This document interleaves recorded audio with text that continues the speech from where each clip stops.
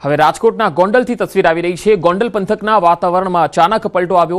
સવારથી જ વાદળછાયું વાતાવરણ સર્જાયું। છેલ્લા કેટલાક દિવસોથી પડતી અસહ્ય ગરમી વચ્ચે વરસાદી માહોલ સર્જાતા લોકોને આંશિક રાહત મળી।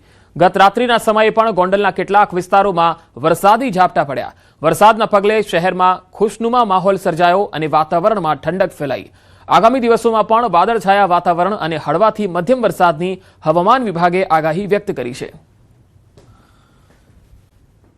1 વાગ્યા સુધીમાં ગાજવીજ સાથે વરસાદની આગાહી છે। ભારે પવન સાથે વરસાદ થઈ શકે છે અને વરસાદને લઈને હવામાન વિભાગે પણ આગાહી કરી છે। સાબરકાંઠા, અરવલ્લી, ખેડામાં વરસાદની સંભાવના રહેશે તો મહીસાગર, પંચમહાલ અને દાહોદમાં પણ વરસાદની સંભાવના વ્યક્ત કરાઈ છે। વડોદરા, છોટાઉદેપુરમાં પણ પડી શકે છે વરસાદ।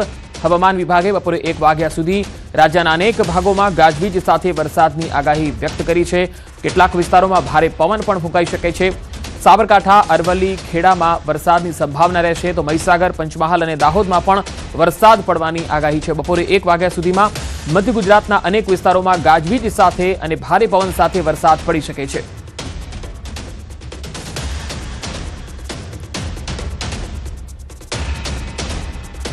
તો બપોરે 1 વાગ્યા સુધી ગાજવીજ સાથે વરસાદની સંભાવના। મધ્ય ગુજરાતના લગભગ વડોદરા, પંચમહાલ, દાહોદ આ વિસ્તારોમાં વરસાદની સંભાવના તો ઉત્તર ગુજરાતમાં સાબરકાંઠા અને બનાસકાંઠાના કેટલાક ભાગોમાં પણ વરસાદની સંભાવના।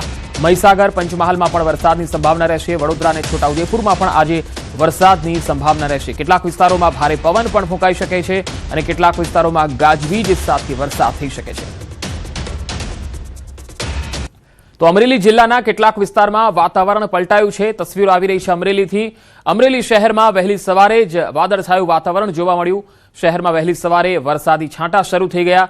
અમરેલીના ખીજડીયા ગામે વરસાદી ઝાપટું પડ્યું। જો કે હજુ ભરપૂર વરસાદની કાગડોળે રાહ જોવાઈ રહી છે।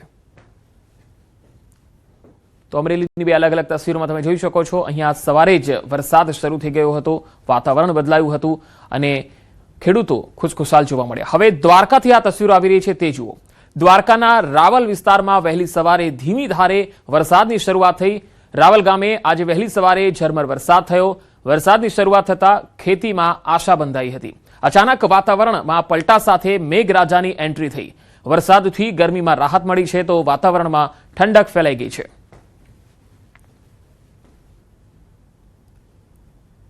હવે દેવભૂમિ દ્વારકાના ખંભાળિયા વિસ્તારથી તસવીરો આવી રહી છે। અહીંયા પણ અચાનક વાતાવરણમાં પલટો આવ્યો અને વરસાદની શરૂઆત થઈ ગઈ।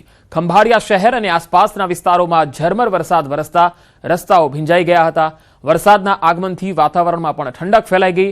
લોકોને ગરમીથી રાહત મળી। બીજી તરફ ચોમાસાની શરૂઆત સાથે ખેડૂતોમાં પણ આશાનું નવું કિરણ જાગ્યું છે।